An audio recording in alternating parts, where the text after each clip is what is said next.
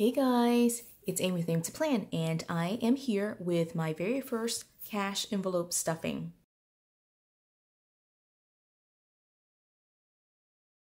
So I mentioned in a previous video that I really wanted to move back into using cash for the month of May, just to see if it will help me be a little bit more aware of the money that I'm spending. I did use the cash envelope system prior to the pandemic for about 6 months, and I really felt like it was really helpful for me. And so I'm wanting to get back into using that system. And so I went ahead and went to the bank, pulled cash, and I have my cash envelopes here.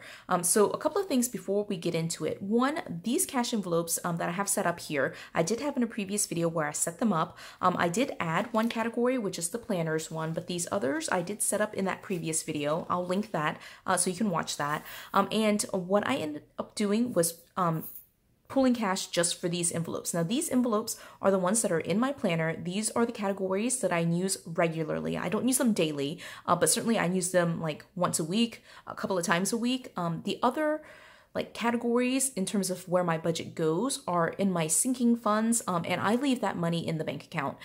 I don't pull cash out because most of those items are things that are big ticket items that I would have to pay by credit card, so I don't pull cash for that. I feel like it's inefficient to pull cash just to have a record of it, like a tangible, like physical, like cash for it, and then just go back in the bank and deposit it, since I do use those extra categories, those additional categories for sinking funds just directly through my bank account. So these envelopes are just my wallet envelopes, basically.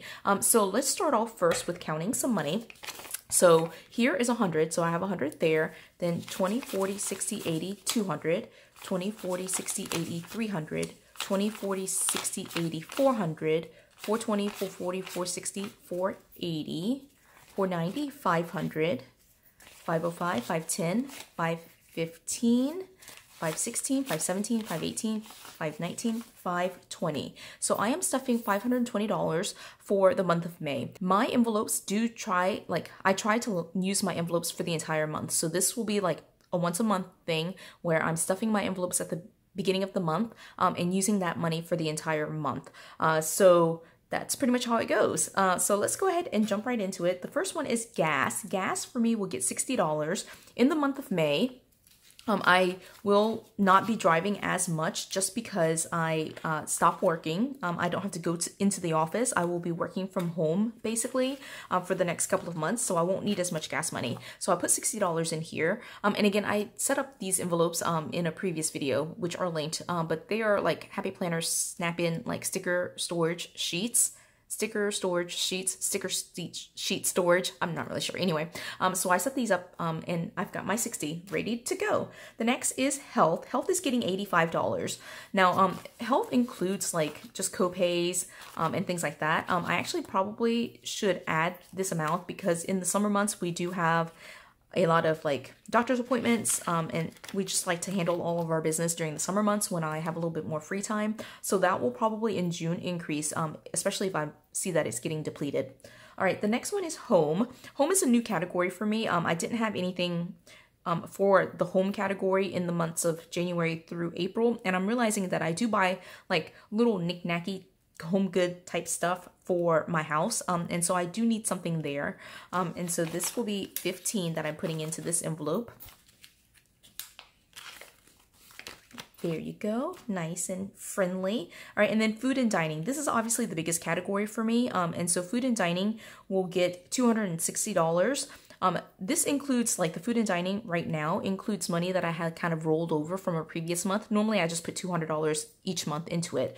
So this initial like stuffing, when I transition from cashless into cash, I'm putting $260 in there just to have that extra money. But it'll probably be reduced in coming months, right? So $260, that's 100, 20, 40, 60, 80, 200, 20, 40, 60. All right, so $260, all right, so it's 100, 120, 40, 60, 80, 200, 20, 40, 60. All right, $260. Right in here, nice and friendly for my food and dining. All right, next category is Sophia. Sophia's allowance is basically spending money that I give to her. And again, this is going to be like this initial stuffing will be a little bit larger just because she has like rollover cash. I don't like set her amount back to zero every month. I just let like her birthday money, her Christmas money, and things just kind of accumulate. At the end of the year, around Christmas time, if she has any additional money, I'll buy her a bigger gift.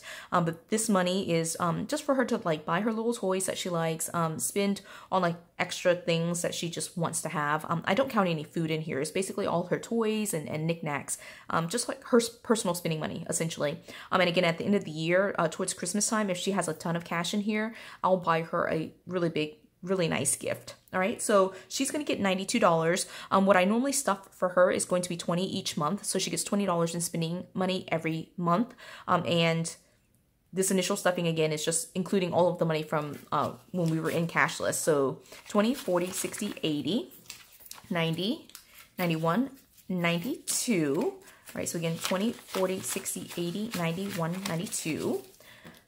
All right. She has a lot of money already, so she might end up getting a really big gift at the end of the year. We're also going on vacation soon, so she might spend some of that money on vacation, like gifts and things like that. All right, and then the last category is planners. Now, planners is one of my no-spend categories. You saw that I have an envelope for Sophia, but I don't have an envelope for myself because my goal this year is try to reduce my spending down to zero. I don't want to like be spending and like just like throwing cash at things that I don't honestly need. I want to be able to reevaluate and like kind of sit with sit with whether I want an item or not.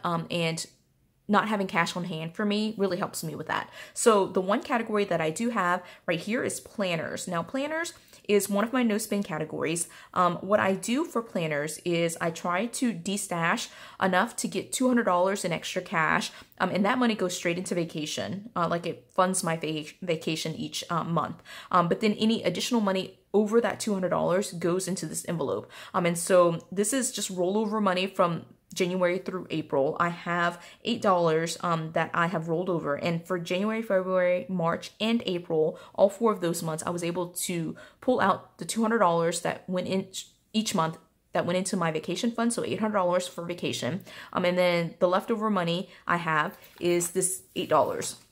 Right, so that's 5, 6, 7, 8, $8 for planners. And I'm so excited to have just a little bit of cash there. I have been doing really well with like not spending a ton of stuff on planner supplies, things like that. And this is like one of my biggest spending areas for 2020. So I was really glad that I have just been so good about like not spending a ton of money. So that is it. So again, all my envelopes stuffed, ready to go. These are in these envelopes or in these snap-in sticker sheets because I actually put this into my Franken planner. I take this with me on the go. I take my Franken planner everywhere I go. So I do have cash on hand now. I'm so excited about being able to move into cash to, again, like it helps me be a lot more aware of like where my money is going and to be able to track like all the money that I'm kind of like spending and using instead of like just swiping everything. So I'm really excited about that. I hope you enjoyed this video. If you did, give it a thumbs up.